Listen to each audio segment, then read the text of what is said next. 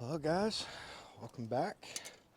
A couple days later, we got our new starter. I went ahead and pulled the old one off and took it to go get rebuilt. And the guy said it wasn't worth rebuilding. He said these things are pretty cheap. And he said he took the brushes off and they just crumbled. There was like nothing left of them. I was like, all right, fair enough. So, all good. Pop us a new one on here. Hopefully, everything fits okay. And then I went ahead and got us two new tires. And what else? Oh, I got the light bar put on early this morning. It was kind of dark out, so I didn't film it, but I'll show you all that here in just a minute. Let's get our grounds back on there.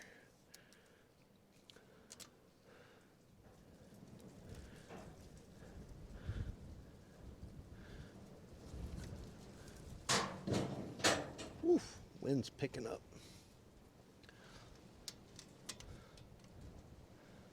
It's supposed to be super windy the next couple of days.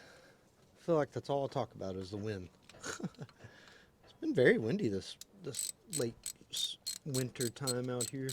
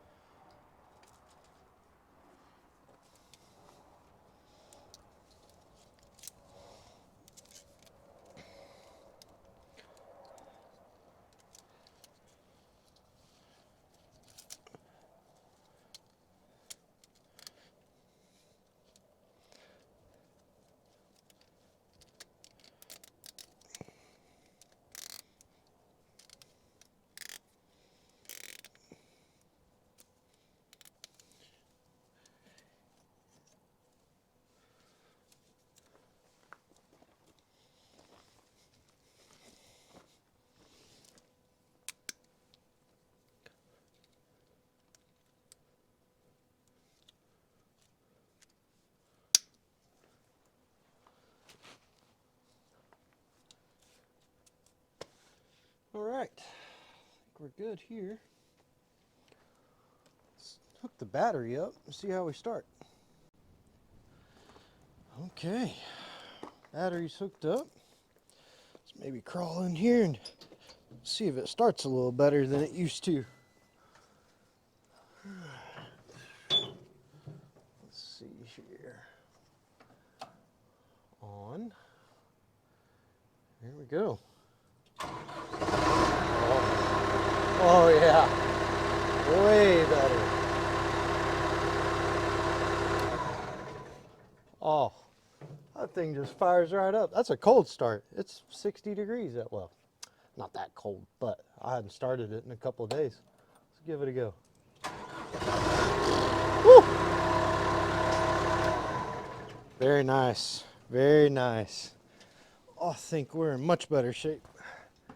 Man, and check this out. I put those new air shocks on here. I could not do this before. This thing weighed so much, but look at that. Boom. No problemo. All right, cool.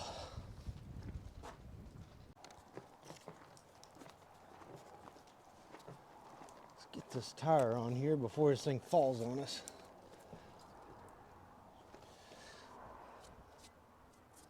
Blow that off a little bit.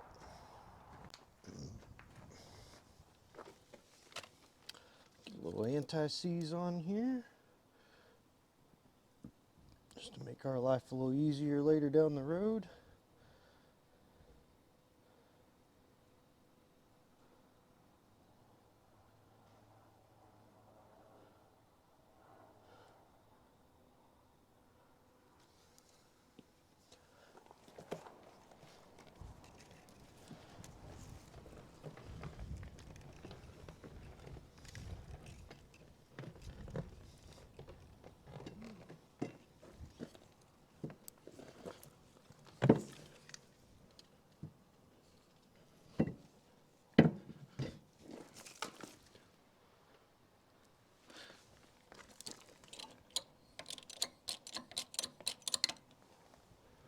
Yeah, there we go.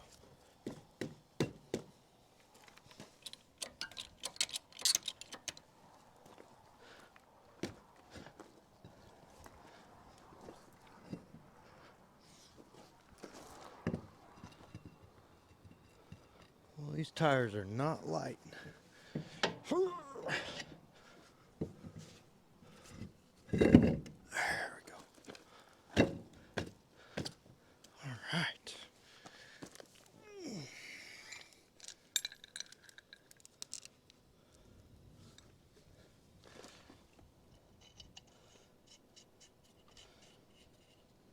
I was noticing on the front tire over there, someone, whoever's messing with it last, put the crown side out and the flat side in on those lug nuts, so I figure we better take those off and put them on the correct way. People are funny.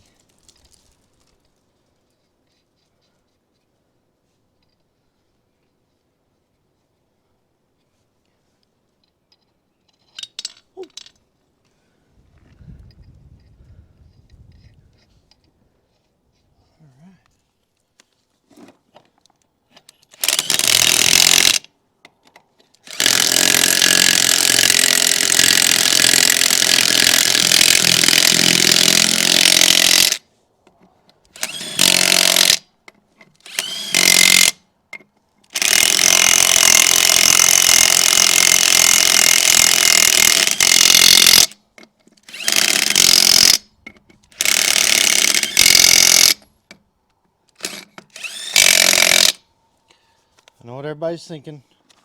Is he really going to rely on a 9-volt impact wrench to do that? And the answer is no. I am going to come back and torque these down properly. But it does zip them on there pretty good. All right, let's get this machine let down off these bottle jacks. Would be good. There we go.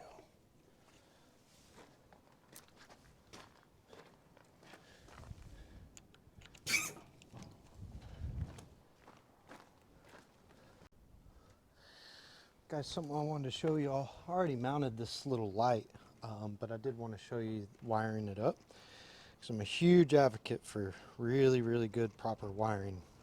And what I'm going to use here might be a little untraditional, but it's more of a proper way to do it. So I've got some little non-insulated butt connectors. These are generally the size of what you would see the red ones, but they're non-insulated, and what I'm going to do is I'm going to use some heat shrink over them.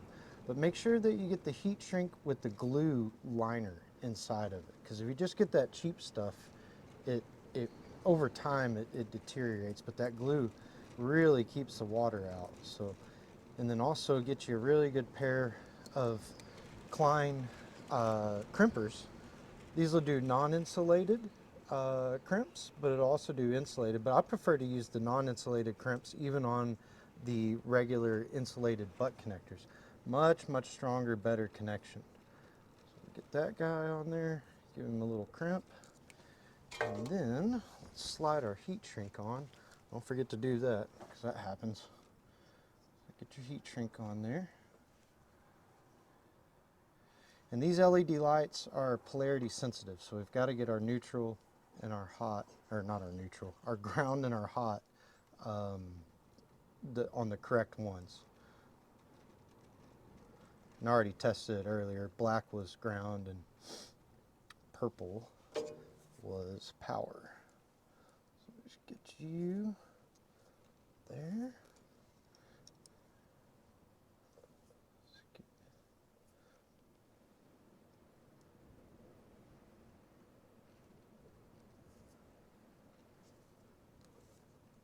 Good. Cool. Let's get our heat shrink slid around. Probably undo that zip tie. Let's get that off of there.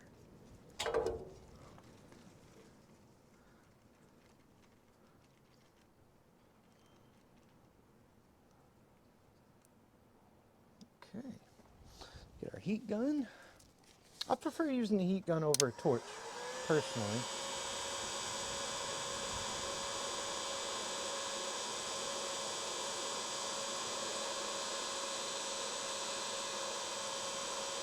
You want to melt this, well, not melt it, but you want to get it hot enough where you see the glue start to just kind of ooze out on the sides, and you're in pretty good shape.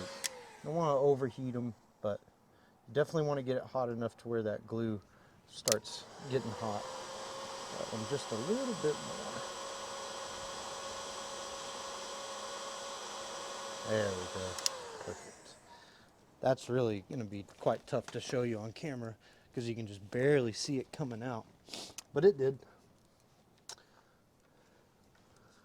Let's get you done up like this. Should probably test these first, but pretty sure we're going to be good to go.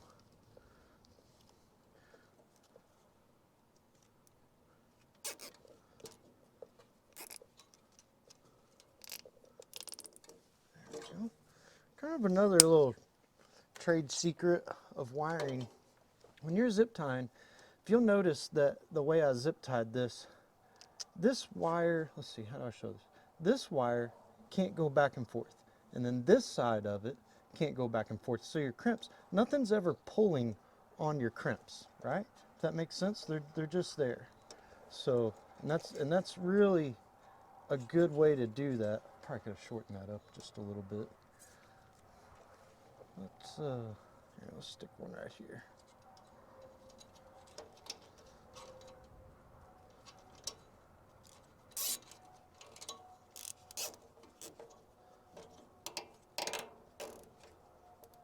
There we go. That'll work. All right, let's go key on. Oh yeah, there we go. It'd be kind of cool to look at it at night, see how bright it is. Cool. Morning, everybody. We're out here in the back of the pasture doing some work, and let me tell you, this light bar off of Amazon for $27 or whatever it is, or whatever it was. This thing's legit. Check this out, guys. Boom! Look at that. Holy moly. I mean, it is It's bright. I'm just shocked. Look at this. Boom, daylight. We'll see how long it lasts for 27 bucks, but hey, I'll leave a link in the description below because I'm very impressed for as cheap as this thing was. See you guys later. All right, guys. Dang, I think we did it. Oh.